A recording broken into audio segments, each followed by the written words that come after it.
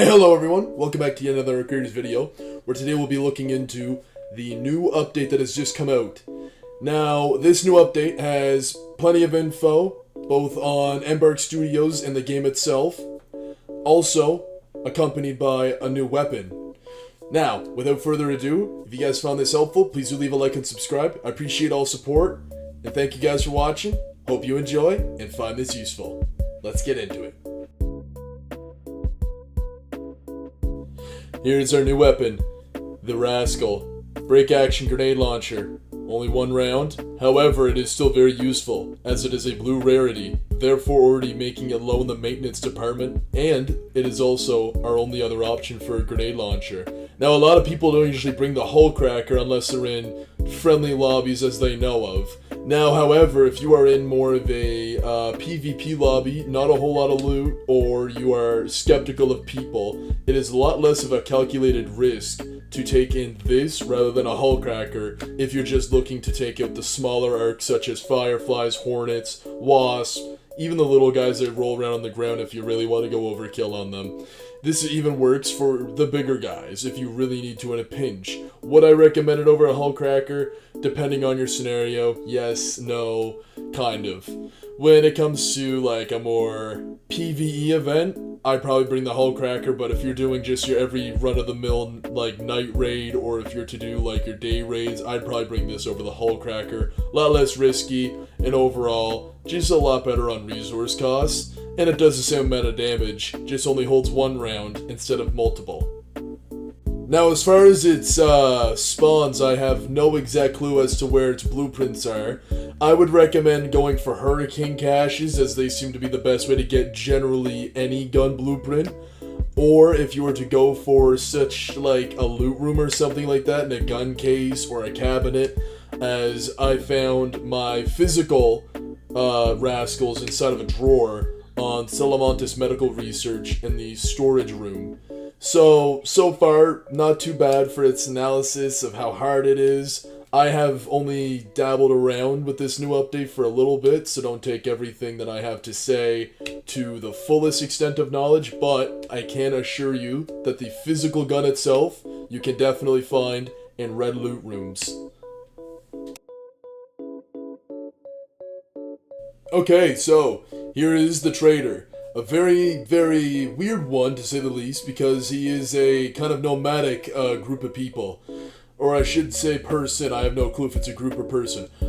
This guy right here, for about a whole week, basically gives you a select few items that you can choose from. Boats, skins, blueprints, all kinds of stuff that you can get. However, it comes at the cost of having to trade the value of something to him. Not trade money with him, trade the value of something. So basically, an example of that would be for his purple boats, you need to give him 30k worth of arc parts or firearms. So, there you go. You accumulate 30k worth of arc parts or gun parts, or not gun parts, sorry, guns, and then you can trade a purple boat with them. So it's definitely an interesting system, adding skins in as well. As of right now, it's the Mirage skin right now, if anyone is looking forward to that. But, with this all being said, I think it's personally a good way to go about it. It's a Tempest blueprint as well, if anyone's also interested in that for his blueprint.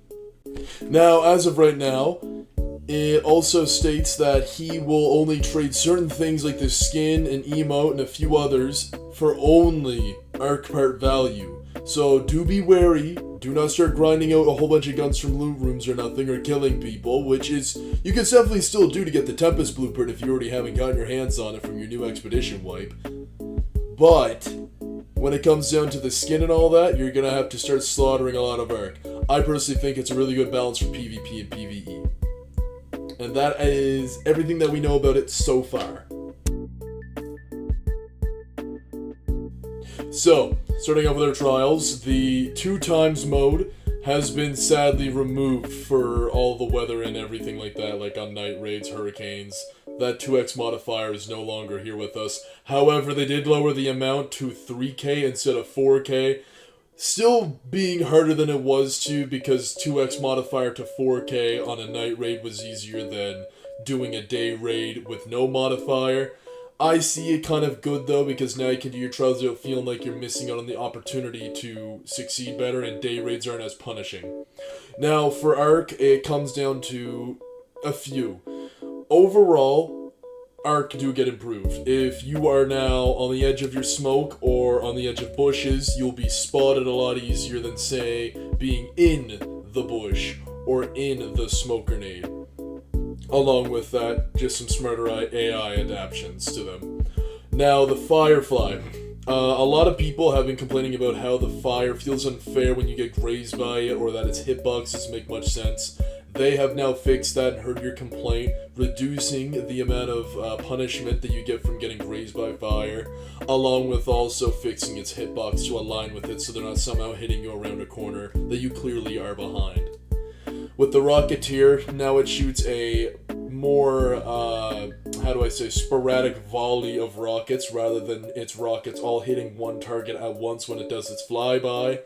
And they, with some reports, have increased their amount of rockets that they send on their volley. Some people are saying upwards of 6 now. And in my experience, I have seen also about 4 to 6 rockets now being thrown out of their volleys. Is it concerning? Yes. Do I like overall what's going on in this little part with Trials and Arc? Yes, I do. I think it makes it a little bit better and a little more free, but also challenging. Starting off with augments, we got the Tactical Mark III Healing, which has been given a buff towards its AoE effect for its Healing Cloud, along with its nerfs though, with this new Healing Cloud and it being able to heal others. And it's also got a larger range. It also now comes at the cost for 30 seconds for its cooldown, all the way up to now 45 seconds, which is a bit of a kind of compromise with its new buff. And I think it's still kind of an alright augment now. It still has a light shield only, which is kind of meh. Overall, still alright. Now the flanking is compatible with medium shields. This is kind of alright. I personally have never been much of a handgun main, so I wouldn't really be able to understand it to the fullest extent of the hype. But that's that. With utility, we have a buff coming from this. With only our photoelectric cloak, it has now been brought from 10 to 5 energy a second. This overall brings it back to its former glory to an extent, not as good as it used to be before it was, I believe, 3 energy a second. So yes, it is definitely nice, it going from 10 to 5, but can't always get what we want. It's still wonderful now, in my eyes. For our weapons, there has been mostly just a durability change for this list of weapons, and also the Bettina now getting a fire rate buff from 235 to 250. We also have some mod changes here. Extended Barrel now has a 1, 2, and a 3 variant to it. With all of its variants is, instead of just velocity, the drop-off has also been now upped to 15% on 3. So, damage drop-off isn't as bad anymore, and there's now 3 variants of it if you want to rock it, say, on something like an anvil or something like that early on, rather than having to dump a whole bunch of resources into a purple mod. Hey, so, this is our final segment here, quality of life and bug changes. Now, there is a whole lot to cover here, so I'm just going to leave a little bit of a note here, and a note here, and a whole bunch there. Now, you guys can just read over it, look over all the details and everything, because you guys deserve to know everything. And I'm going to be quite honest, I'm not going to cover it all with how much there is, but like I said, you guys deserve to know it all. But if you guys found this video helpful and or useful, please let me know in the comment section down below if you have any other things you want me to cover, if I might be your best tutorial guy for arcraiders. And if you guys want to, please do leave a like and subscribe. I appreciate all support, and I'll see you guys in the next video. Stay tuned and have a wonderful day. Bye-bye.